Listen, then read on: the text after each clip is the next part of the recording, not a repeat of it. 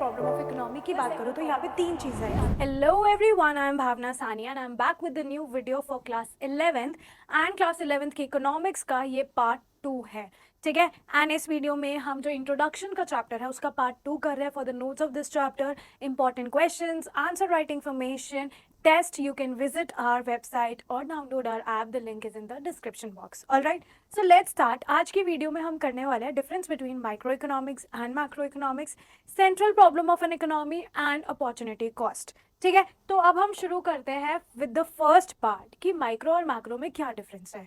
जैसे कि मैंने लास्ट वीडियो में बताया था, माइक्रो मीन्स इतना, मैक्रो मीन्स इतना, ठीक है।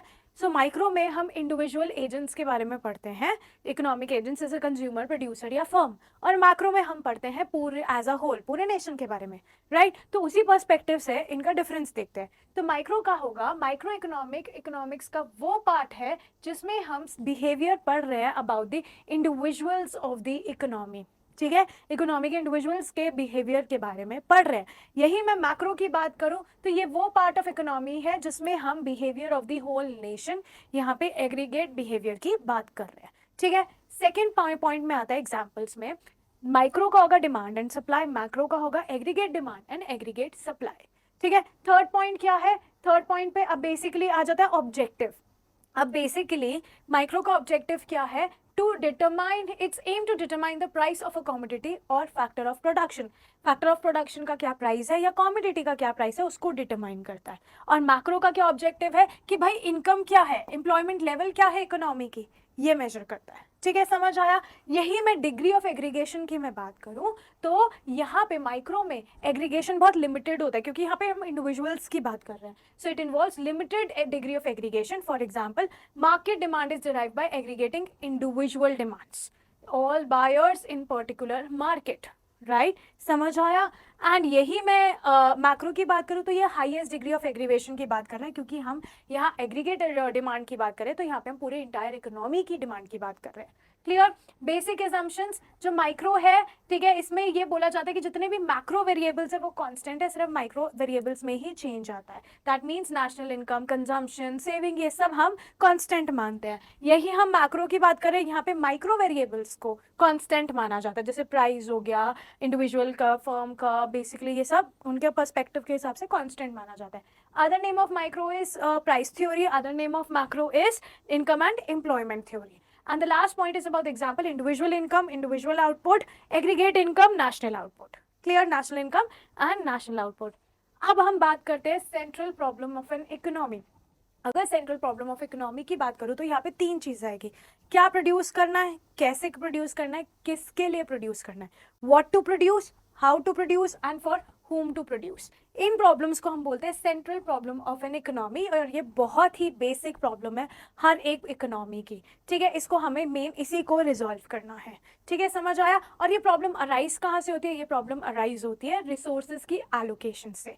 अब जो रिसोर्सेज है they are limited, right, they are limited resources, scarcity of resources, and उन रिसोर्सेज के ऑल्टरनेटिव यूजेस होते हैं, राइट। एक रिसोर्स को हम डिफरेंट तरीके से डिफरेंट पर्पस के लिए यूज कर सकते हैं, ठीक है। तो हमें रिसोर्सेज को ऐसे यूज करना है कि हम अपनी मैक्सिमम से मैक्सिमम नीड्स को और वांट्स को फुलफिल कर पाए, अपने आप को मैक्सिमम तरीके से सेटिस्फाई कर पाए, ठीक है। रिसोर्सेज जैसे लिमिटेड है इन नेचर, उनके वांट्स जो है अनलिमिटेड है। Resources are limited but wants are unlimited, ठीक है, समझ आया। तो यहीं पे हमें ये सीखना है कि उन लिमिटेड रिसोर्सेज से हम अनलिमिटेड वांट्स को, मतलब मैक्सिमम से मैक्सिमम वांट्स को कैसे सेटिस्फाई करें, क्योंकि सारी वांट्स को सेटिस्फाई करना इज नेक्स्ट टू इम्पॉसिबल। तो इसलिए हमें यहाँ पे central problem of an economy पढ़नी पड़ेगी, क्या प्रोड्यूस करे, जो रिसोर्सेज अवेलेबल है उसे गुड ए प्रोड्यूस करे या गुड बी, कैसे प्रोड्यूस करे, मेथड 1 से या मेथड 2 से, किसके लिए प्रोड्यूस करे, रिच के लिए या पुअर के लिए, ये पढ़ना है हमने इसमें, ठीक है।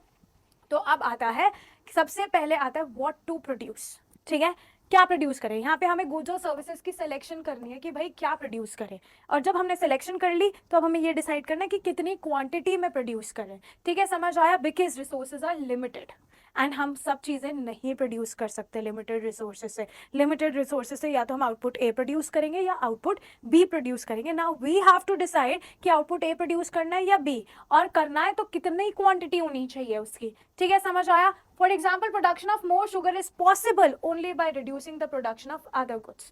Production of more war good is possible only by reducing the production of civil goods. ठीक है? So on the basis of importance of various goods, an economy has to decide which goods should be produced and in what quantities. तो लोगों की need के हिसाब से decide करना पड़ता है इकोनॉमी को कि क्या प्रोड्यूस किया जाएगा और क्या नहीं. अब वॉर जब चल रहा होगा तब वॉर गुड्स ज्यादा प्रोड्यूस होंगे, सिविल गुड्स कम होंगे. जब वॉर नहीं चल रहा तो वॉर गुड्स प्रोड्यूस ही क्यों करेंगे? So according to the priorities हमें प्रोड्यूस करना पड़ता है. ठीक है. व्हाट टू प्रोड्यूस में दो एस्पेक्ट्स आते हैं कि क्या प्रोड्यूस करना है और कितना प्रोड्यूस करना है. ठीक है. अगर what possible commodities to produce की मैं बात करूं तो मान लो इकोनॉमी को डिसाइड करना है कि या तो कंज्यूमर गुड्स प्रोड्यूस करेगा या कैपिटल. कंज्यूमर में जो हमारे डेली यूज के गुड्स होते हैं, कैपिटल में मशीनरी, लैंड्स वगैरह हो गया. ठीक है, समझ आया. In the same way economy को डिसाइड करना है कि सिविल गुड्स प्रोड्यूस करने हैं या वॉर गुड्स. ठीक है. What possible commodities a commodity can an economy can produce. अब हमने डिसाइड कर लिया हम क्या प्रोड्यूस कर रहे हैं. अब हमें ये डिसाइड करना है हाउ मच टू प्रोड्यूस, कितना प्रोड्यूस करें. So after deciding the goods to be produced, economy has to decide the quantity of each commodity that is selected. It means it involves a decision regarding the quantity to be produced, कि कितनी quantity produce करनी है, consumer produce करना है, capital produce करना है और कितना प्रोड्यूस करना है, या फिर वॉर गुड्स प्रोड्यूस करना है या सिविल गुड प्रोड्यूस करना है. जब ये डिसाइड हो गया कि क्या प्रोड्यूस करना है, अब हमें डिसाइड करना है कि कितना प्रोड्यूस करना है. Clear. Then moving on to the next.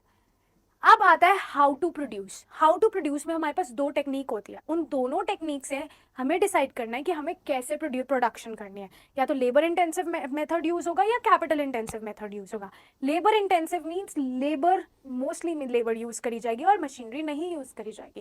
Capital intensive means capital mainly use करी जाएगी और लेबर कम यूज करी जाएगी. ठीक है. So there are two methods. One is labour intensive major and other is capital intensive method. ठीक है. So availability of factors and their relative prices helps in मतलब कि अवेलेबिलिटी फैक्टर्स, मशीन अवेलेबल है या लेबर अवेलेबल है, plus उनके prices पे depend करता है कि हमें लेबर इंटेंसिव मेथड यूज करना है या कैपिटल इंटेंसिव मेथड यूज करना है. ठीक है.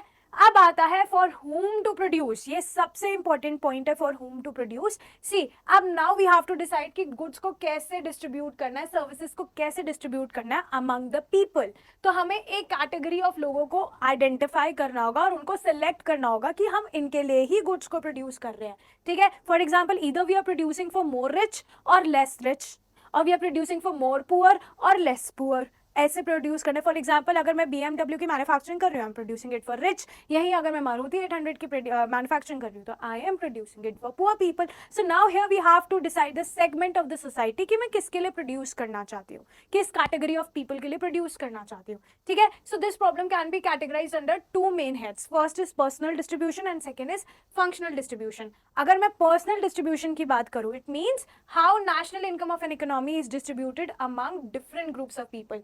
नेशनल इनकम जो इकोनॉमी की वो कैसे डिस्ट्रीब्यूट करी गई है among the people, that is personal distribution. यही फंक्शनल डिस्ट्रीब्यूशन की अगर मैं बात करूं तो ये क्या डिसाइड करता है कि भाई फैक्टर ऑफ प्रोडक्शन को कैसे शेयर करा जा रहा है. ठीक है. फैक्टर ऑफ प्रोडक्शन में क्या आता है? Land, labour, capital, entrepreneur. So it involves deciding the share of different factors of production in the total product, national product of the country. ठीक है. तो बेसिकली अब यहाँ पे आ गया फॉर होम टू प्रोड्यूस में बेसिकली हमने ये इंश्योर करना है कि जिसकी अर्जेंट नीड्स है, जिसकी नीड्स को हमें सेटिस्फाई करना है, उसके लिए हम प्रोडक्शन करेंगे to a maximum possible extent. Clear? Yes. Clear? Any doubt? Okay.